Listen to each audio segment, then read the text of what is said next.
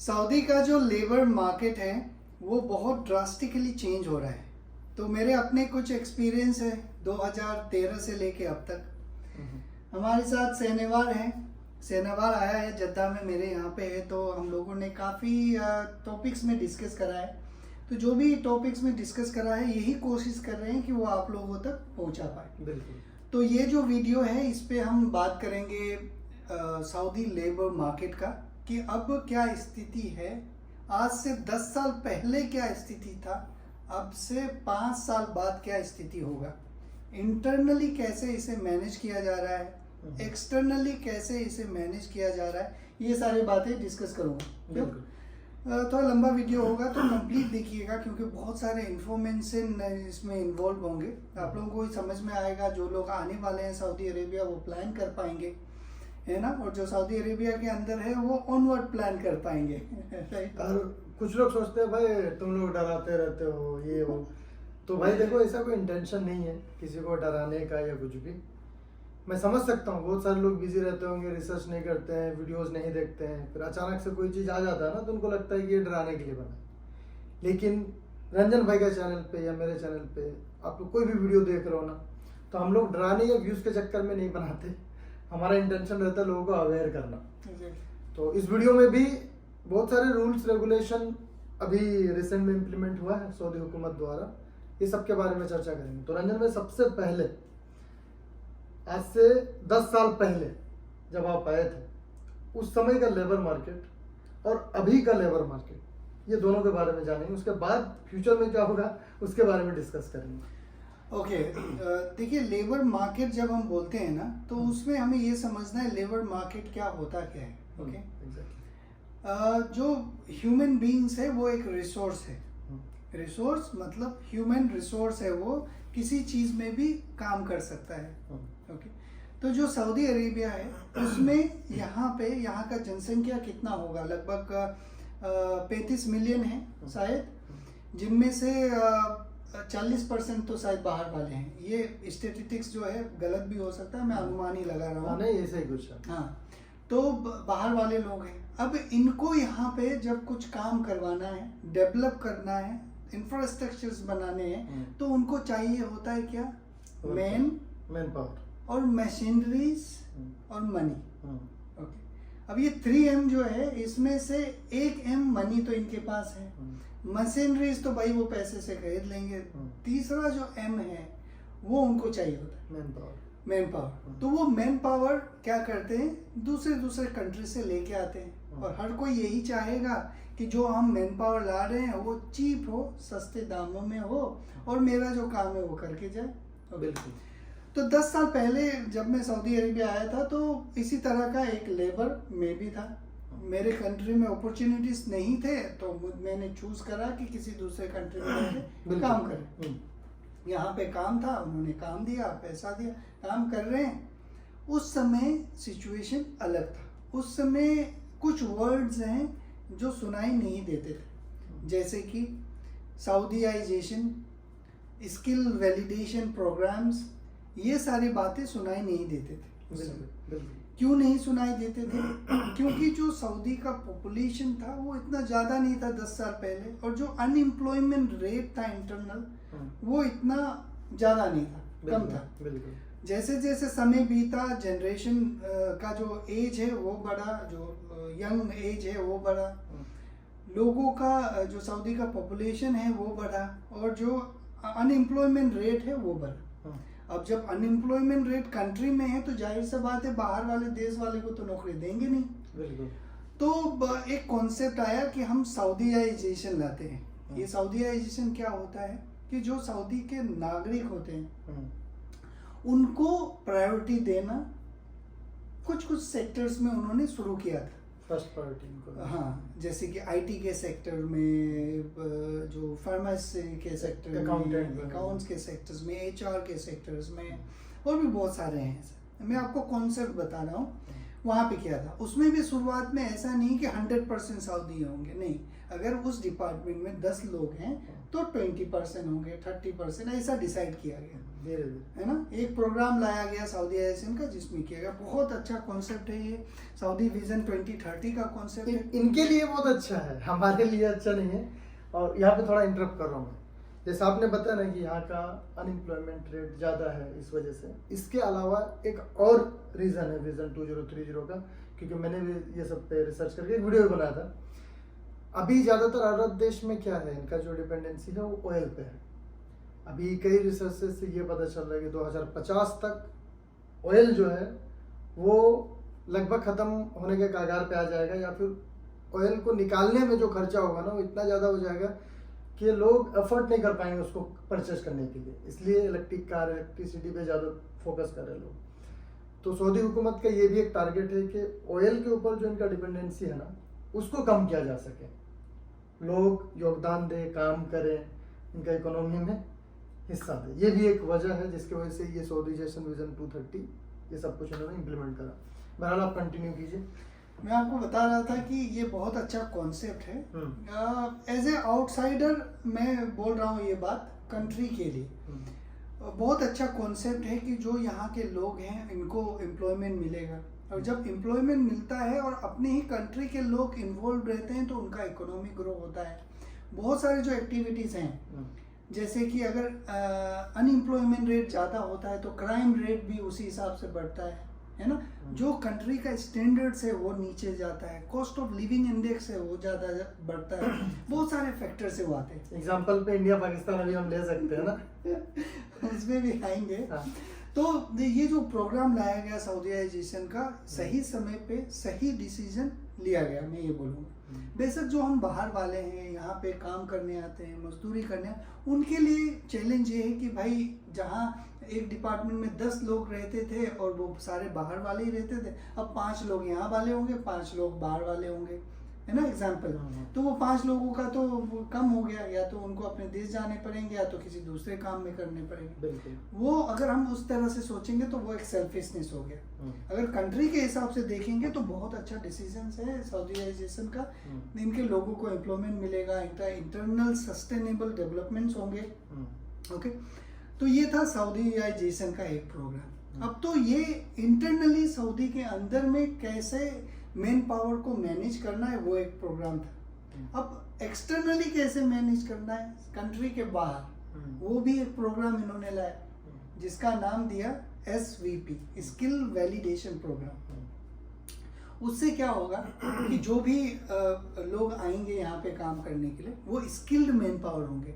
उसको कंफर्म करने के लिए वीज़ा लगने से पहले ही टेस्ट होगा। जैसे कि आप कारपेंटर है तो कारपेंटर का टेस्ट होगा, ताकि आपका स्किल है पहले से ही प्री चेक हो पाए, है ना। तो यहाँ पे आएंगे तो वो स्किल वाला मैन पावर होगा। जहाँ 10 लोग हैं अनस्किल, उसके सामने 2 स्किल्ड वर्कर ही काफ़ी हैं, है ना। तो 10 की जगह 2 आप लेके आ रहे हैं जो 10 का काम कर रहा है, तो फिर जाहिर सा बात है आप उसको भी कंट्रोल कर रहे हैं। आपका मैन फोर्स जो आएगा बाहर से आएगा वो स्किल्ड मैन पावर होगा। ओके, यहाँ पे एक क्वेश्चन है, मैं इसको थोड़ा सा कंक्लूड कर लेता हूँ, इसके बाद आपका वो याद रखना। ओके। अब ये जो स्किल वैलिडेशन प्रोग्राम है ये धीरे धीरे वो एक्सटेंड कर रहे हैं। मतलब पहले नहीं था, ये 10 साल पहले कोई स्किल वैलिडेशन नहीं था। सही बात। इसके बाद अभी कुछ 1 साल पहले 1.5 साल पहले इन्होंने ट्रायल फेज में इंडिया, पाकिस्तान, बांग्लादेश के जो लेबर मार्केट है उसमें ट्रायल पे लगाया। पाकिस्तान में लगाया, सक्सेस हुआ। इंडिया, बांग्लादेश में भी अभी कर रहे हैं, वो भी सक्सेस हो रहा है। अभी तो मैंडेटरी है। हाँ, तो उसमें अभी शुरुआती दौर में है। 12 ऐसे शायद कैटेगरीज है जिसमें 6 या 7 में अभी ये प्रोग्राम लागू किया गया है। जितने भी कैटेगरीज हैं उसमें से कुछ कैटेगरीज में अभी मैंडेटरी करते हैं। आने वाले दिनों मैं बता दे रहा हूँ कौन कौन सा है। HVAC का, AC का काम में जो भी आएंगे उनको टेस्ट करना पड़ेगा। सिविल का काम में जो भी आएगा, चाहे मेसन हो, पेंटिंग, कारपेंटर, प्लम्बर, उनको टेस्ट मैंडेटरी किया है। इलेक्ट्रिकल डिपार्टमेंट में जो भी है, इंजीनियर्स के लिए नहीं है, इंजीनियर से नीचे वालों के लिए। फिर वेल्डिंग, डेंटिंग, पेंटिंग, ये सारे प्रोफेशन में इन्होंने मैंडेटरी किया हुआ है। SVP का जो वेबसाइट है ना इनका, वहाँ पे है कैटेगरी आप चेक करेंगे तो कौन सा सेंटर है, कहाँ है, सारी डिटेल्स दिया हुआ है। तो वही है। अब धीरे आने वाले दिनों में जितने भी कैटेगरीज है सब पे SBP लगेगा, ये मान के चलिए। 1200 प्रोफेशन है उनका। एग्जैक्टली याद नहीं है मुझे कितना मैंने profession है। पढ़ा था, मेरे चैनल पे एक प्लेलिस्ट है, मैंने उस पर भी वीडियो बहुत बनाया है। और ये जो टेस्ट है ना, ये पहले हो चुका है इधर ही स्टार्ट, मालूम है आपको? हाँ, वो पहले सऊदी काउंसिल में रजिस्ट्रेशन से पहले वाला एक हाँ मुझे रहता था, ये एक बार तो fail यहाँ हो गया तो फिर सबको 3 चांस मिलता है इसमें, जो इधर थे वो लोग उनको 3 चांस। और इसमें प्रैक्टिकल और थ्योरेटिकल दोनों टेस्ट होता है। तो ये वाला यहाँ से उठा के अब बाहर कर दिया है, क्योंकि आप जब इंटरनल लेके आके टेस्ट करोगे तो क्या फायदा। तो इधर के लोग अब टेस्ट नहीं अभी करेंगे नहीं है ना, क्या टेस्ट लगता कहाँ है? है अभी? बंद तो है, मैं बंद समझ है, रहा हूँ। मतलब बंद ही है। नहीं करेंगे इनको। अब बाहर से जब लेके आ रहे हैं, लाने से पहले ही टेस्ट कर अब रहे हैं, टेस्ट करेंगे, ठीक है। हाँ। एक बार आप ले आए, हाँ। मान लीजिए आपने शादी कर लिया है, इसके बाद आप क्वालिटी चेक कर रहे हैं हस्बैंड का या वाइफ का, उससे अच्छा है शादी से पहले चेक करें। नहीं, मुझे जहाँ तक लगता है ना कि प्लानिंग प्रॉपर नहीं हो पा रहा है इनका भी, इस नहीं। वजह से इसको पोस्टपोन किया इन्होंने, थोड़ा चेंज किया। इसको प्लानिंग प्रॉपर नहीं बोलेंगे, इसको बोलेंगे कि पीरियोडिक इम्प्रूवमेंट्स, अच्छा। समय के साथ साथ बदलाव है ना। तो चलिए SBP एक बाहर की तरह से वो मैनेज कर रहे थे। आपका एक आपने बताया था काफ़ी अच्छा बात कि जो GDP है इनका वो ऑयल बेस्ड। अब आने वाले दिनों में ऑयल या तो ख़त्म हो जाएगा या तो कुछ हो जाएगा। अब देखिए जो सारा मार्केट है ना वो बेस्ड है सप्लाई और डिमांड में। डिमांड ज़्यादा होगा तो सप्लाई ज़्यादा होगा, है ना। सप्लाई कम होगा है तो डिमांड अगर कम है तो सप्लाई कम होगा, अगर डिमांड ज़्यादा है सप्लाई कम होगा, है ना, तो प्राइस ज़्यादा होगा। वो इस तरह का सप्लाई और डिमांड का कॉन्सेप्ट है। लेकिन यहाँ पे अभी डिमांड जो है ना इलेक्ट्रिसिटी का वो तो ज़्यादा ही है, लेकिन जो सोर्स ऑफ इलेक्ट्रिसिटी है और सोर्स ऑफ एनर्जी है वो चेंज हो रहा है। लोग अभी सस्टेनेबल एनर्जी की तरफ जा रहे हैं, जैसे कि विंड एनर्जी हो गया, सोलर एनर्जी हो गया, टाइडल एनर्जी हो गया, है ना, न्यूक्लियर एनर्जीज हो गए, ये सारे एनर्जी पे जा रहे हैं। तो जाहिर सा बात है जब कार से सारे इलेक्ट्रिकल एनर्जी वाले होंगे, जो इलेक्ट्रिक विंड टर्बाइन से जनरेट हो रहा होगा, सोलर पैनल से जनरेट हो रहा होगा, तो ऑयल का रिक्वायरमेंट कम हो जाएगा, है ना। तो अब धीरे धीरे जो GDP है, जो रेवेन्यूज है, उसको शिफ्ट कर अब ऑयल बेस्ड इकोनॉमी से टूरिज्म बेस्ड इकोनॉमी हो रहा है, और बाकी जो sustainable energy generation based economy हो रहा है, तो वो हो रहा है। ठीक है, ये था। आप एक सवाल पूछने वाले थे। मेरा सवाल ये था कि अभी स्किल्ड वर्कर ये लोग हायर कर रहे हैं, है ना। पहले स्किल्ड है या नहीं चेक करते थे। लोगों का भी ये सवाल रहता है, सैलरी भी बढ़ेगा क्या, हम एक्सपेक्ट कर सकते हैं आने वाले टाइम में अगर स्किल्ड वर्कर हायर कर रहे लोग। इनको अभी डिप्लोमा वाला टेक्नीशियन चाहिए। आपने भी देखा होगा बिना डिप्लोमा का कोई टेक्नीशियन अब नहीं आ सकता इधर। पहले तो रिक्वायरमेंट होता नहीं था, सऊदी काउंसिल टेक्नीशियन के लिए नहीं था, इंजीनियर्स के लिए था। अभी टेक्नीशियन को भी मैंडेटरी रजिस्ट्रेशन है। तो हम एक्सपेक्ट कर सकते हैं क्या कि आने वाले टाइम में हो सकता है लोग सैलरी बढ़ाएंगे? डेफिनेटली बढ़ाएंगे। देखिए जब भीड़ में लोग आते हैं ना, तो ये कॉन्सेप्ट रहता है कि अगर 10 लोग हैं, मैंने पहला लोगों को बोला कि आपको मैं ये काम करवाऊंगा, 10 रियाल लीजिए। ओके, वो बोला नहीं मुझे 15 रियाल चाहिए। बोलेगा अच्छा ठीक है, तुम नहीं ले रहा है 10 रियाल, दूसरा तो ले लेगा, हटो इधर से। दूसरे के पास जाएगा, बोलेगा मैं 10 रियाल दे रहा हूँ, करेगा, मैं 9 रियाल में कर लूँगा साहब। ठीक है। दूसरा बोले नहीं सर मैं 8 रियाल में कर लूँगा। तीसरा बोलेगा सर मैं तो 5 रियाल में ही कर दूंगा। समझ रहे हैं? 10 लोग थे, इस तरह के सिलेक्शन प्रोसीजर था। अब वो 10 लोगों में से वही लोगों को नौकरी देगा जो कैपेबल है, काम कर पाएगा। अभी इनको क्या है कि वो बोलेगा कि मेरा तो भाई ये बेसिक रिक्वायरमेंट्स इतना है। अब आप कैपेबल हो तो जरूरी नहीं कि आपको नौकरी ढूंढना पड़ेगा, कहीं ना कहीं आपको लग ही जाएगा। तो वो जो एक सैलरी वो पूछेंगे उतना ही उनको देना पड़ेगा। बेगर हैज नो चॉइस, ये कहावत है, मुझे बहुत अच्छा लगता है ना। अब जब वो 5 रियाल वाला जो आदमी है वो तो बोल रहा है कर रहा है, और यहाँ 10 रियाल दे रहा है और 5 रियाल में करने वाला है, तो वो 10 रियाल क्यों देगा? 5 रियाल वाला को लेके आएगा। अब वो 5 रियाल वाला क्या पता पढ़ा लिखा ना हो, क्या उसके पास टेक्निकल स्किल ना हो, है ना। तो जब कोई आदमी अपना कंट्री अपना आपको एक स्टैंडर्ड पाथ पे ले जाता है तो स्टैंडर्ड पैरामीटर्स भी फॉलो करने पड़ते हैं। इसके बाद फिर अभी ऐसा बोल के नहीं है कि सबका फिक्स सैलरी नहीं है। गवर्नमेंट जो है, मिनिस्ट्री ऑफ लेबर जो है, फिक्स प्री डिफाइंड सैलरी दिया है कि मेरे यहाँ से अगर कोई भी लेबर जाएगा तो इतना बेसिक वेजेस होना चाहिए। लेकिन वही हाल है, पेपर में कुछ और है, असल में कुछ और है। तो आपके सवाल का जवाब ये है कि डेफिनेटली सैलरी का जो वेजेस हैं, पे स्केल्स हैं, वो बढ़ेंगे। वो बढ़ेंगे, और अगर नहीं बढ़ेगा तो हम ही लोग इसको बढ़ा भी सकते हैं, घटा भी सकते हैं। अब क्या होता है, इंटरव्यू में एजेंट लोग बोलते हैं इतना सैलरी देंगे, लोग मान भी जाते हैं। नहीं मानो मेरे भाई, बीएमएस का ही अगर मैं बोलूँ, सैलरी 3,000 3,500 मिनिमम हुआ करता था एक टाइम, बीएमएस ऑपरेटर का, बीएमएस टेक्नीशियन का मिनिमम 3-3,500। आजकल मैं देख रहा हूँ 1,500-1,400 में लोग आ रहे हैं। देखो, मैं इस चीज़ को आपको जवाब देना चाहूँगा, क्योंकि मैं अपने आप को भी जब भी मैं कुछ चीज़ बोलता हूँ तो अपने आप पे भी लागू करवाता हूँ पहले। देखिए, जब मैं पहली बार आया था ना सऊदी, तो मेरे पास यही था कि चलो जॉब मिल जाए यार कहीं पे, और कुछ भी सैलरी हो, मेहनत करेंगे, आगे ग्रोथ करेंगे। वही कहावत आ जाता है, बेगर हैज नो चॉइस। बोला था भाई ये इतना मिलेगा, ठीक है ठीक है। एक engineer first class degree from बहुत अच्छा यूनिवर्सिटी से उतना सैलरी लेके मैं आया, तो मैं भी यही सोचता हूँ कि क्या पता उसका सिचुएशन कैसा हो वहाँ पे उस समय, इंटरव्यू के समय, है ना। सोच रहा होगा कि चलो यार कम से कम एक नौकरी मिल जाए, आगे चल के मेहनत करेंगे, ये करेंगे, वो करेंगे। तो वो एक सिचुएशन बेस्ड डिसीजन रहता है। ये सारा बदलाव तब हो सकता है जब यूरोप जैसा कंप्लीट रूल, अभी जैसे यूरोप में क्या है, हर कैटेगरी का एक डिफाइन किया हुआ गवर्नमेंट ने, सैलरी इतना यूरो होना चाहिए, उससे कम में नहीं बुला सकता कोई। गवर्नमेंट का है ये। जब मैं काउंसलर गया था इंडियन एम्बेसी के यहाँ पे जद्दा में, यही सवाल मैंने पूछा। हाँ। मुझे बोला आप ये मिनिस्ट्री ऑफ फॉरेन सर्विसेज के पास जाके बताइए। वो एक स्ट्रिक्ट रूल होना चाहिए कि जो इतना वेजेस है, चाहे वेज वर्कर फ्री में काम करने के लिए तैयार क्यों ना हो, लेकिन तभी भी आपको फिक्स इतना मिनिमम देना है, जो ये क्वालिफिकेशन का, ये एक्सपीरियंस का, इस चीज़ का, समझ रहा है। ऐसा नियम होगा ऑलरेडी, लेकिन वो उसका इम्प्लीमेंटेशन है। तो आने वाले 5 इयर्स में क्या आप देख रहे हैं, कैसा होने वाला है? आने वाले फर्स्ट 5 इयर्स में मैं ये देख रहा हूँ कि जो कॉस्ट ऑफ लिविंग है सऊदी अरेबिया में, वो बढ़ने वाला है। दूसरा, कुछ और सेक्टर्स होंगे जिसमें सऊदीआइजेशन का 100% कंट्रीब्यूशन होगा। नंबर 3, कुछ और भी ऐसे प्रोफेशंस हैं जिनको एसबीपी स्किल वैलिडेशन प्रोग्राम में जोड़े जाएंगे।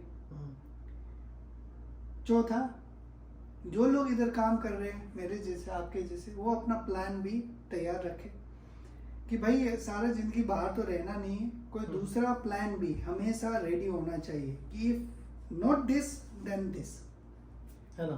तो ये कुछ मुझे लगता है कि एक मोटा मोटा सा क्या क्या प्रोफेशन में आपको लगता है सऊदीजेशन होने वाला? देखिए, अगर आपने थोड़ा डीपली देखा होगा तो जो आमिल हुआ करता था पहले, इकामा में जनरल आमिल लिखा हुआ था, लेबर, अब उनको भी सेग्रीगेट कर दिया गया है। आमिल में भी loading and loading labour, cleaner, और road civil labour, road cleaning labour, क्या क्या बहुत सारे हैं। मतलब कहने का मतलब ये है कि उसको भी सेग्रीगेट कर दिया। इसको मैं थोड़ा सिंपल बता दे रहा हूँ, जो क्लीनर टाइप के लोग हैं जो ज़्यादा इंग्लिश नहीं जानते मैं बता दे रहा हूँ उनको। देखिए, पहले क्या होता था ना, लेबर सिर्फ लेबर ये हुआ करता था, क्लीनर सिर्फ क्लीनर हुआ करता था। लेकिन अब जो है सऊदी लोग भी यहाँ के लेबर का काम करेंगे, क्लीनर का भी काम करेंगे। शायद आप लोग शॉक्ड हो रहे होंगे, लेकिन ये सच है। मैं जिस हॉस्पिटल में काम करता हूँ वहाँ पे ऑलरेडी क्लीनर में काम करते हैं सऊदी लोग, लेकिन क्लीनर का इन्होंने अब कैटेगरी बनाना स्टार्ट किया है। देखो कितना स्मार्टली इन्होंने प्लान किया है कि भाई सब क्लीनर तो सऊदी लोग कर नहीं सकते काम, आपको भी पता है। हमाम क्लीन थोड़ी करेगा कोई सऊदी, नहीं करेगा, गंदा वाला काम नहीं करेगा ना। तो क्लीनर को कैसे कैटेगराइज कर रहे हैं लोग, जैसे हरम शरीफ में, मक्का मदीना में जो क्लीनर होते हैं, उनका एक क्लीनर है लेकिन एक स्टैंडर्ड पोजीशन है। हरम में जो क्लीनर है उनका अच्छा एक पोजीशन है, अंदर में काम करते हैं। तो हम कह सकते हैं वो क्लीनर का जॉब में लोग सऊदीज को लगा सकते हैं। सेकंड, जो मॉल्स के अंदर में है या फिर हॉस्पिटल के अंदर है, वो क्लीनर में हम कह सकते हैं कि सऊदी लोग भी काम करें। कौन सऊदी जो पढ़े लिखे नहीं, वो लोग। अब एक क्लीनर होता है जो रोड में झाड़ू मारता है, ज़्यादातर हमारे बांग्लादेशी भाई लोग करते हैं। अब जाहिर सी बात है वो क्लीनर में तो कोई सऊदी करेगा नहीं, तो इस तरह से वो लोग कैटेगरी बना के उसको लिस्ट बना रहे अलग अलग कि अगर हम क्लीनर में कोई सऊदी को लगाएं फ्यूचर में तो कौन सा क्लीनर का पोजीशन पे लगा सकते हैं। तो कितना स्मार्टली प्लान है। वही अगर लेबर की बात करें तो लेबर भी कई तरह का होता है ना भाई, कोई बंद कमरे में लेबर का काम कर रहा है, एसी में रह के काम करता है, कोई बाहर धूप में गर्मी में काम करता है। तो ये सारा कैटेगरी इसलिए बनाया जा रहा है ताकि अगर लेबर का भी काम हम दे यहाँ के लोगों को, सऊदीज को, तो अच्छा वाला लेबर कैटेगरी वाला काम दे। देखिए, जब कोई भी कंट्रीज में कुछ प्लानिंग होता है, अगर इस तरह से हो रहा है मतलब बहुत अच्छी तरह से प्लान हो रहा है ना, अच्छा स्ट्रेटेजी है, अच्छा प्लानिंग है, ताकि सब कुछ सस्टेन रहे, स्टेबल रहे, है ना। अभी मैं उम्रा में ही हूँ ना, मैं देख रहा हूँ हरम में एक टाइम हुआ करता था रंजन भाई, जो व्हील चेयर में जिनको चलना नहीं आता उनको व्हील चेयर का जरूरत पड़ता है। पहले क्या होता था, व्हील चेयर ले करके खारजी लोग रहा करते थे, गैर मुल्की लोग, जिनको व्हील चेयर का सर्विस चाहिए होता था ना, उनको व्हील चेयर से वो खारजी लोग घुमाते थे। अभी व्हील चेयर का 95% काम सऊदी लोग कर रहे हैं, समझ रहे? यही है। अभी जैसे कि मान लो मेरा इकामा में पहले जनरल इंजीनियर लिखा हुआ था, ओके, अब एक दिन मैं सुबह उठा, मैं देखा message, your profession is changed, एक कोड है, ठीक है। मैं चेक किया तो बोला जनरल इंजीनियर से बस इंजीनियर हो गया है, इलेक्ट्रिकल इंजीनियर, है ना। तो फिर ठीक है, वो उतना तक तो ठीक था। इसके बाद फिर इकामा रिन्यूअल का समय आया तो फिर बोला नहीं, पहले सऊदी काउंसिल में अपडेट करो फिर इकामा रिन्यूअल।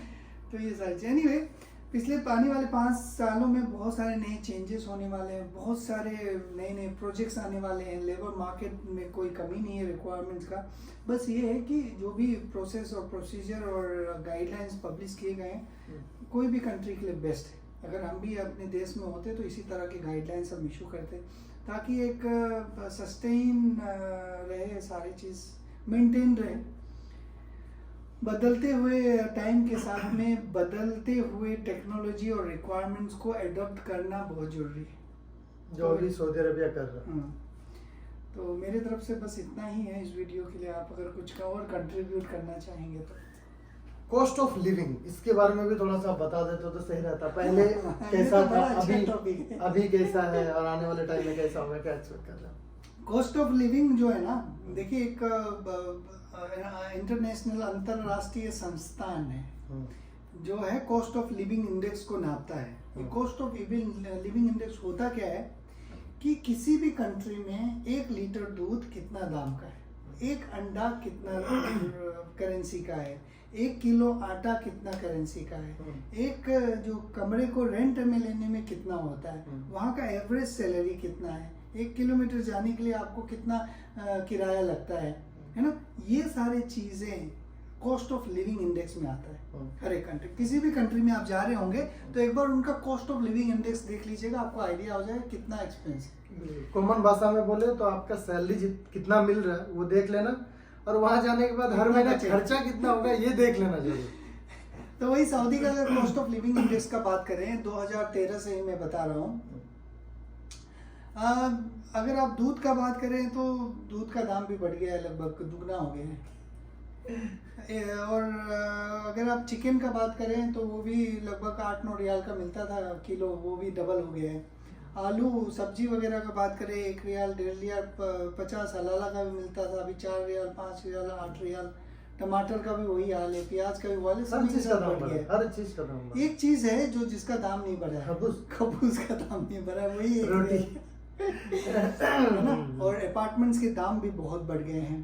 और जो तेल था, तो पहले जब मुझे याद है जब मैं आया था तो 0.7 हलाला का बिकता था 1 लीटर पेट्रोल, अब शायद 2.3 रियाल का बिक रहा है 1 रियाल। बढ़ गया। जैसे ही फ्यूल इंक्रीज होता है तो बाकी के जो मैन्युफैक्चरिंग सेक्टर्स हैं उनका मैन्युफैक्चरिंग कॉस्ट बढ़ता है, जितने भी ट्रांसपोर्टेशन कॉस्ट है वो बढ़ जाता है ना। ये सारे लिंक्ड हैं।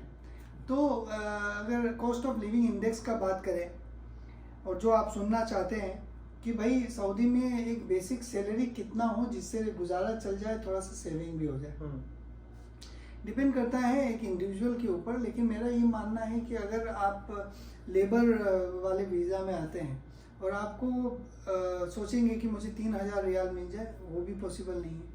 आपको ये देखना है कि कितना यहाँ का रेट है। यहाँ का रेट यही है 1500 रियाल 1600 रियाल आपको एक लेबर वीज़ा में मिल रहा है।